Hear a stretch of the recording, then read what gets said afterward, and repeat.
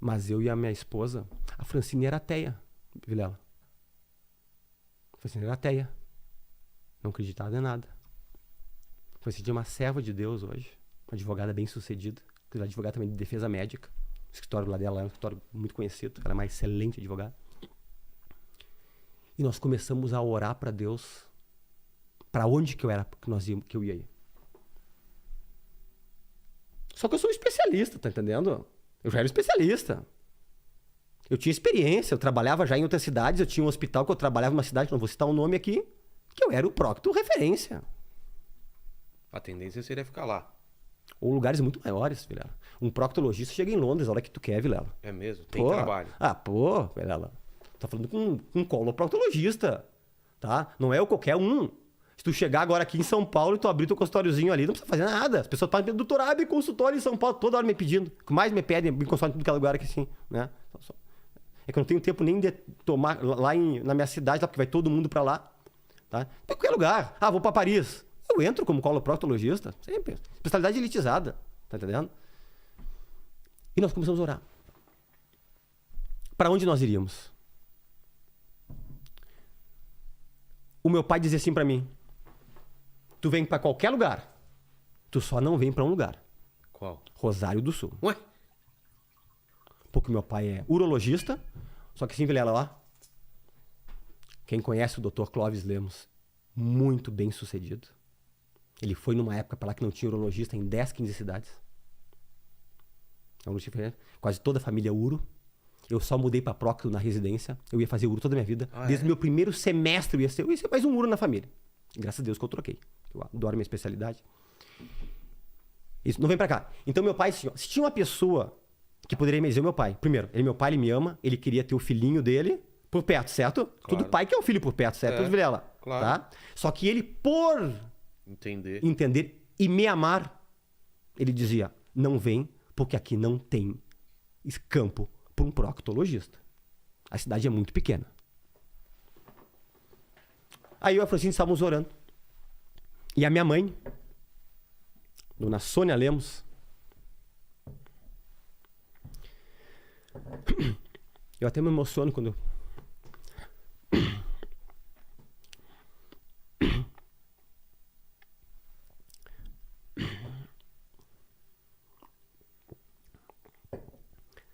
a minha mãe é uma das melhores pessoas do mundo, Vilela.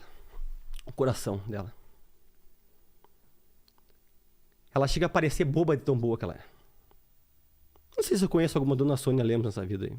Deve ter perdido por aí. Mas como ela, a gente não tem. E ela tinha um grupo de oração, tem ainda, com umas irmãzinhas da igreja.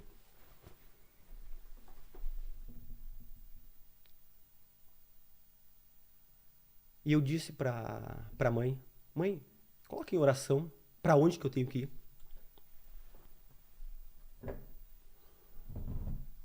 Tu quer saber o que aconteceu, Vilela? O quê? Deus acordou uma criança de 6 anos. Neto de uma das irmãs que faziam o grupo de oração da minha mãe. E acordou essa criança e disse que como o quarto dele ficava como se fosse iluminado. E veio uma voz e disse pra criancinha, manda avisar pro Fernando Lemos que é pra ele vir pra Rosário do Sul. Deus falou com uma criança que não me conhecia direito. 6 anos, Vilela. 6 anos. Aí essa criança contou. Uma coisa tão específica. Assim. Contou pra avó. A avó contou pra mãe. A mãe passou pra mim. E eu e a Francine. Deus falou conosco. E disse, nos deu paz no coração. É pra Rosário do Sul que tu vai. Se eu não fosse Vilela, eu acho que eu não seria o Dr. Fernando Lemos, do Planeta Intestino, que vem pessoas do mundo todo para Rosário do Sul. Você foi contra todas as contra tudo. Expectativas. Quando eu disse que eu ia para Rosário do Sul, meu pai colocou as mãos na cabeça. Você tá louco? Pai, não, os meus chefes disseram, não vai, a cidade é muito pequena, não tem Lemos como ir. Acredita que uma criança foi tocada por Deus e falou com um médico especialista, e aí foi a decisão devida. Que quando a gente toma as decisões corretas, dirigido por Deus, Vilela, dá tudo certo na vida. É verdade. E algumas experiências sobrenaturais que eu tive, uma delas aconteceu há uns 2, 3 anos atrás ali em Rosário. Eu estava operando, a paciente estava nessa do umbigo para baixo, paciente de uma cidade de Bagé, chamado Bagé, lá no Rio Grande do Sul. Ela estava com a posição com as pernas para cima, posição como o Paquito falou do frango assado, né? Frango assado. Uhum. E eu acabei, esse dia ela estava acordada, ela conversou comigo, mas fica assim, fica um campo que a gente deixa um pano que a gente pra pessoa não ficar olhando ali, né, Vilela? Sim, conversou sim. comigo, estava acordada, né? Claro. Fui lá. E aí ela foi nas revisões e eu vi que ela estava incomodada, Vilela, com alguma coisa. Ela estava incomodada. Na segunda revisão, ela chegou para mim e disse assim: doutor, eu tenho algo para lhe dizer. E antes ela me disse assim: eu vi que a senhora estava incomodada com alguma coisa. Não me assim, eu estou muito incomodada. Eu estou intrigado, doutor. E o senhor vai achar que eu sou louca. Ela não sabia que eu era evangélico, nada.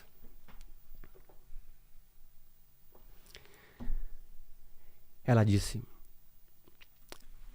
o senhor estava no meio das minhas pernas, assim, lá, eu assim, entendeu, Vilela? É como se tu fosse ela, a cabeça dela aí, e eu aqui, operando. Tá. Só com o campo separando aqui. Ela não conseguia te ver. Não conseguia me ver, só o campo assim. Tá. Ela conseguia olhar por cima do campo para lá. Quando eu olhei para lá, eu olhei alguém em cima do Senhor, com o formato de Cristo e com a mão no queixo lhe olhando todo o tempo. E do ladinho tinham seres que pareciam anjos. Só que eu sou ateia, doutor. Eu não acredito em nada dessas enganações. Só que eu fechei meus olhos. E o senhor lembra que uma hora eu falei com um anestesista só para ver se eu estava acordada? E eu fechei e eu abri. E todo o tempo, aquele ser estava parado e olhando o senhor para baixo. E eu disse para ela: não foi ilusão. Esse é o meu amigo, que eu convido todos os dias para participar das minhas consultas e das minhas cirurgias. Eu não consegui ver ele, mas Deus tem algo com a senhora, para a senhora crer, para a senhora confiar. Isso aqui. Essa paciente é minha paciente até hoje. Teve uma outra situação bem parecida, uma senhora que começou a dizer que viu anjos passando por cima da minha sala cirúrgica, enquanto estava comigo operando também. É porque médico é uma das profissões Mais céticas. É, Céticas que não acreditam em nada. exato. Tá entendendo? Só na ciência o que é. É. E outra que eu tive para finalizar essas aqui, essa foi uma experiência muito pesada, quase de filme. Não vou citar o nome do hospital de Porto Alegre, só vou dizer o quarto 109, que eu nunca mais esqueci. Isso aconteceu há 19 anos atrás. Me chamaram numa madrugada, minha equipe, eu era ainda residente. E sabe aquela, quando tu tá na juventude, que tu fica um pé na igreja, um pé no mundo? Sabe que todo mundo passa? Sei, tipo Né? o Lênin. É? Assim, Né? Sabe, lá. Eu nunca saí da igreja, mas sabe aquela coisa assim, aquela convicção que tu acaba perdendo, né? Sei. Né? E aí chamaram, e aí desceu um monte de equipe para lá para reanimar o paciente lá, né? E tinha um monte de residente, né? Porque lá tinha uma briga quem ia chegar primeiro, o residente da cirurgia ou os da clínica para reanimar, para tu aprender a fazer a reanimação lá. E tinha umas 10 pessoas no quarto, umas enfermeiras. E tu reanima por 30 minutos. Essa é a regra mundial. Se não saiu em 30 minutos, não. Acabou. Acabou. Foi reanimado 30 minutos. E quem tinha chego era eu. Então, primeiro do que os outros. Então quem dominava, quem mandava lá era eu. Porque quem chega primeiro é o que comanda tudo lá. Que é o Tá, responsável. tinha o pessoal da enfermagem ali, ajudando, um abusando, um massageando. E eu tava massageando, e outro aqui sim. E faz atropina, e faz adrenalina. Na época de gente faz tudo isso aqui. Quando bateu 30 minutos, eu disse: não, pessoal, nós vamos tocar mais um pouco. Tem que obedecer quem tá no comando. Bateu 30 minutos, Lemos. Os colegas falaram assim: não, vamos tocar mais um pouquinho. Resumo, a gente foi até mais ou menos perto dos 45 minutos. O homem não voltou. E era um paciente que a minha equipe tinha operado. E nós ia dar alta pra ele no outro dia. Poxa. E nós tínhamos avisado pra família que ele ia ter alta, um câncer de pâncreas. E me acontece essa, talvez eu tava nessa ânsia de tocar mais porque eu queria que ele retornasse, porque eu disse pra família que ele ia ter alta no outro dia. O cara morreu. Aí quando acabou, tá, vamos lá, tira daí, vai guardar as coisas tudo aí. Daqui a pouco, esse homem começou a se retorcer na cama. Porque nós médicos somos céticos, sabe? Existem umas mioclonias involuntárias, que são uns movimentos que pode acontecer, que a pessoa tá morta e pode ter. É? Mesmo Pode. depois de morto? Eventualmente tem. Mas mioclonia, porque a gente médico, a gente sempre quer achar uma explicação por umas coisas que não tem. Mas aquilo lá aconteceu pra mim. Aquilo lá foi uma coisa que fez eu entrar pros trilhos. Ele começou a mexer. Só que ele começou a mexer um pouco pra mais, velho. E começou a fazer uns movimentos de se retorcer e uns grunhidos. Resumo da obra. 13 e pouco da madrugada, né? Aquele quarto esvaziou Rapidão. Até os pacientes, coitados, saíram com o soro na mão do quarto. Tinha 6 pessoas no quarto. Ah, é? Era um quarto do SUS. É um quarto grande do SUS aí. E só ficou uma pessoa no quarto com ele. Só eu. Porque o negócio aí é comigo. Tu acredita? Eu digo assim, ó, eu não tenho porquê inventar nada, que me conhece, sabe como eu sou. Até meia luz ficou no quarto. Diminuiu uma fase da luz. Filme de terror. Olha. Filme de terror. E eu consegui, com os meus olhos, Vilela, quase que ver, vamos chamar de espíritos maus, talvez, vamos dizer assim, buscando a alma daquele homem e saindo pelo quarto. Você viu vultos? Escuros, e aquele homem gritando, urrando, como se não quisesse ir para o lugar onde ele iria ir. Meu Deus. Isso aconteceu comigo. No meu primeiro ano de residência de cirurgia geral. Quem está ouvindo vai saber qual hospital que é, que eu não quero citar o nome. Tá. Aí eu... Opa, é comigo. Essa experiência, porque Deus não dá experiência só para alguma coisa. É comigo. Aí foi uma das coisas que fez eu dizer, olha, essa vida é passageira aqui.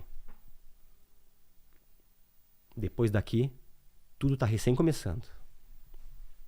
E eu acho assim, ó, Vilela, quase impossível.